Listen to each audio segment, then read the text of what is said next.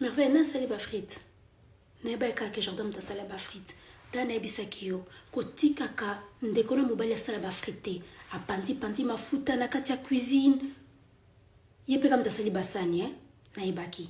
Ta banjunga minene wana atiki yango asokoli yango ata bien te ta ba sani dezano na mafuta. Ata bango mibali ya ki merveille yo sala kaka. Baza bandeko na mibali sunga bango sala kaka. Je préfère yo sala ngo mbala moko sala ma bien que bango ba sala ngo e ba sala ngo ma deboe. Et bon ko na toilette moi des autres basali. Oui, eza bango mais bisone to baba si bisone mitoza na besoin ko vanda wana donc soko moni bongo sala kaka. Éviter kaka ba loba makambo loba maloba ma yo sala kaka. Papi wana na kuta ina se. Banda ezaki na se na ki musala na zongi na kutiango. Yo peux vous côté bango bazaka toute la journée. Mais merveille yaya, est-ce que vous comprenez comme ça? Yo ndoza na misa moi si so moni papier yo lokota. Ba mbali bazala kana misu ni mususu.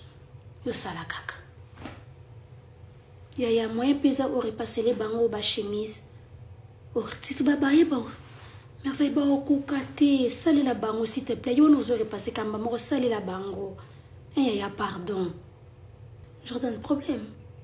Aux autres côtés, na bisaka bozo sanga problème tes problèmes nini. Yo déjà que na ovanda copine yo. Yibisanga nini yango mwana nga. Abengani yo. Appartement ezaki ya binom balet. Si quoi ozongi nini? Elle t'a dit elle est pas ta mère. Dans quel sens? Ah mais yo pe Jordan. Fallait que aider ye. Oui, bon tu me sali pour sali moi vaisselle ou arranger pe moi ndako. Oui, Aza a raison, ceux qui ont fatigué. Yo puisque vous aidé. Ici à la maison, tu faisais pas ça. Bon. On y a bien tout solo là.